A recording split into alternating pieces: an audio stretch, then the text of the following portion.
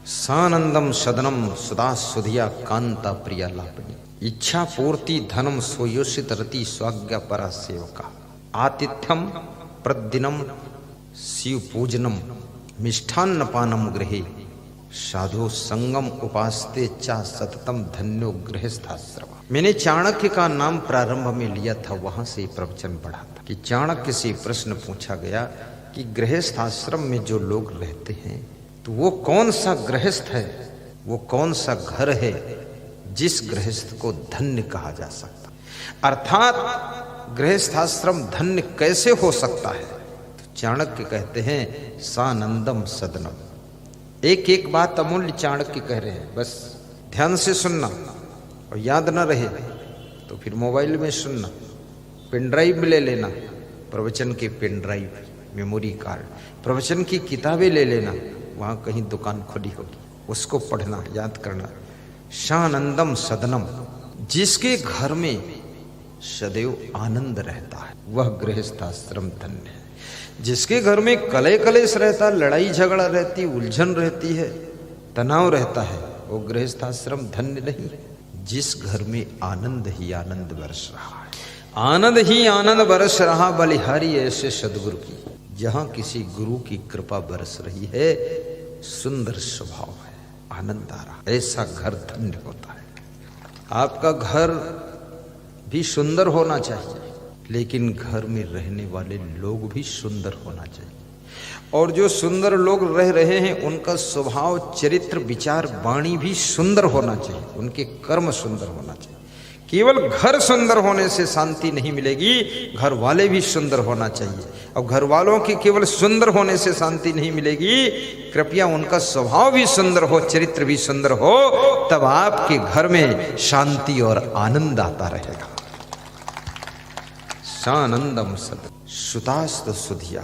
और जिस गृहस्थ के लड़के बुद्धिमान हैं, आज सुबह वीरेंद्र दुबे कह रहे थे, जगदीश सिंह चौहान के 2 बच्चे हैं, राजेंद्र और महेंद्र, दोनों ने अपने पिताजी को फ्री कर दिया है, पूरा कारोबार ठीक से संभाल लिया है। लड़के बुद्धिमान हो, सब कारोबार संभाल ले। जिस गुरु के शिष्य बुद्धिमान हैं वो गुरु को आनंद ही आनंद रहता है, और जिस गुरु को मूर्ख शिष्य मिले हैं, सब उल्टा पुल्टा काम करते हैं, वो गुरु भी असमंजस में रहेगा।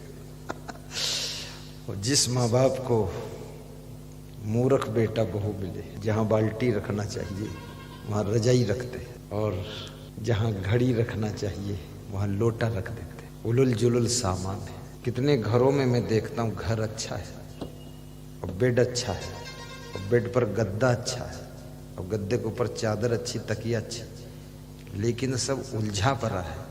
लगत है मां जानवर सब उलझे नहीं, रौंदिन है।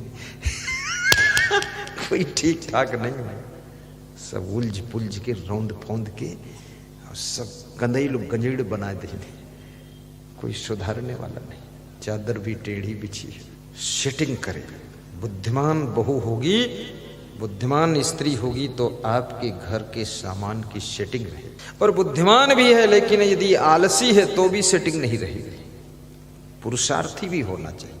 कितने लोग बुद्धिमान बहुत है पर आलसी इतना है, कुछ करना ही नहीं चाहता है, बस बैठा रहता माटी का धोंधा।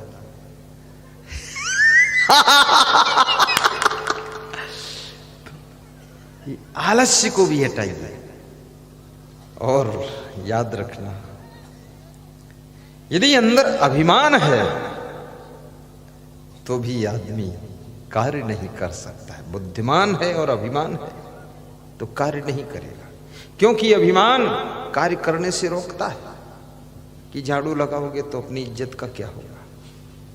लेकिन सोचना चाहिए, भगवान श्री कृष्ण ने गौएं चराया था तो उनकी इज्जत का क्या हुआ। गौएं चराकर भगवान बन गए। राम ने वशिष्ठ के आश्रम पर जाकर लकड़ी तोड़कर लाते थे, गाय को स्नान कराते थे, तो राम भगवान बन गए। और तुम झाड़ू लगा दोगे तो तुम क्या कहीं नीचे गिर जाओगे, तुम महान बन जाओगे।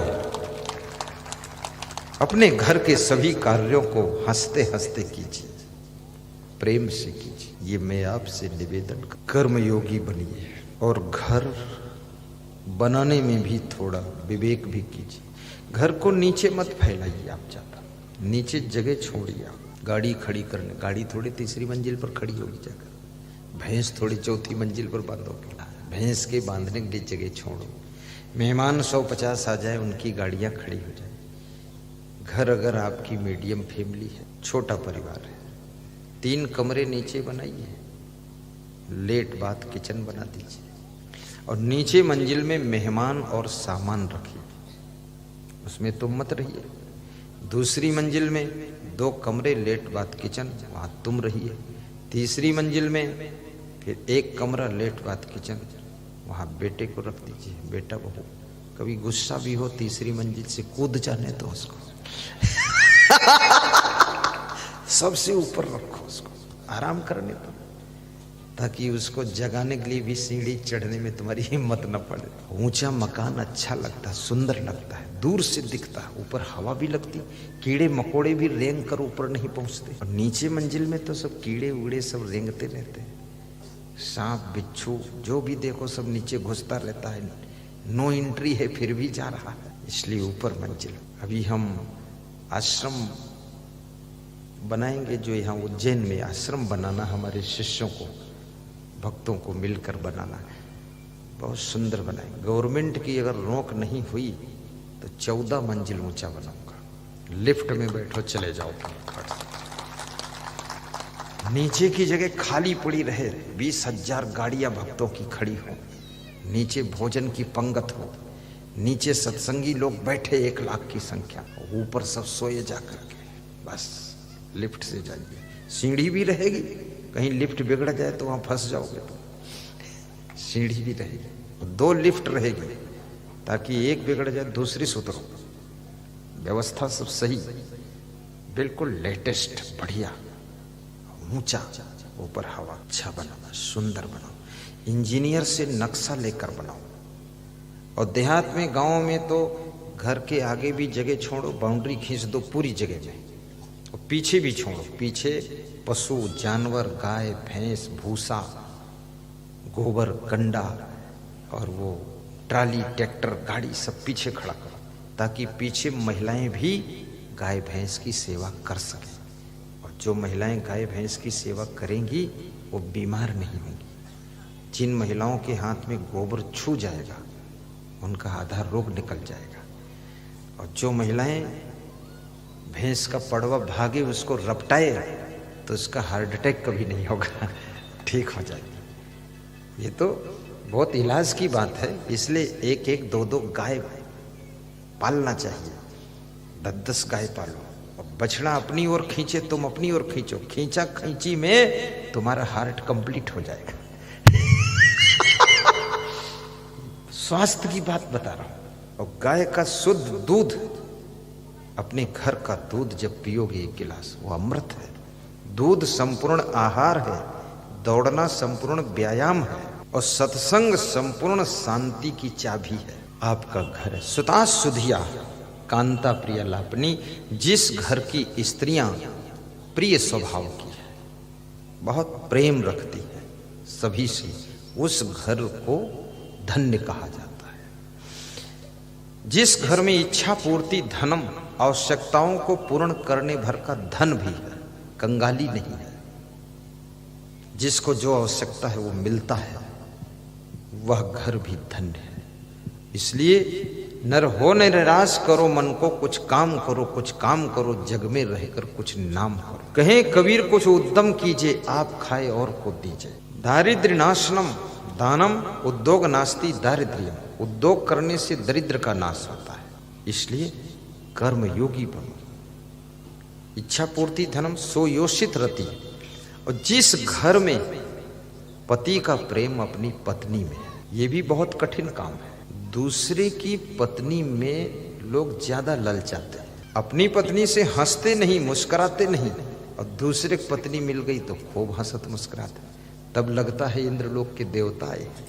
अपनी पत्नी से बात करते हैं तो लगता रावण खड़ा गरज रहा है।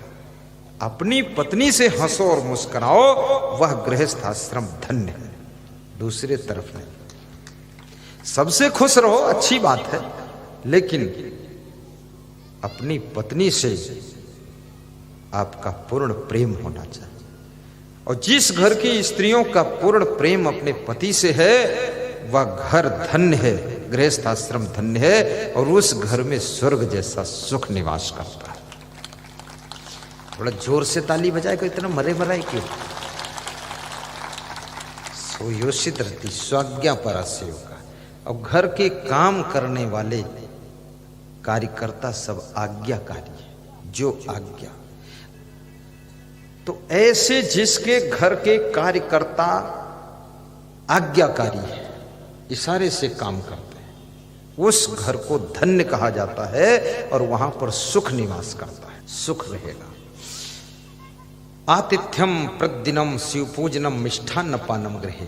और जिसके घर में अतिथि का सत्कार होता है, जिस घर की स्त्रियां अतिथि के आने पर खुश होती हैं मेहमान को देख करके कि चलो चाय बना देती हो, वो घर धन्य है और वहां स्वर्ग है। जिस घर की स्त्रियां मेहमान को देख करके उनको क्रोध आता है कि ये भूत आया है, हमें चाय बनाना पड़ेगा, वो घर नरक है, वहां शांति नहीं रहेगी। प्रतिदिनम शिव पूजनम, जिसके घर में प्रतिदिन इष्ट देव की पूजा होती है, गुरुदेव का ध्यान होता है, रोज प्रवचन सुना जाता है, रोज ज्ञान कथा सुनी जाती है, ऐसे घर में चाणक्य कहते हैं स्वर्ग जैसा सुख रहता है। प्रतिदिनम मिष्ठान्न पानम गृहे।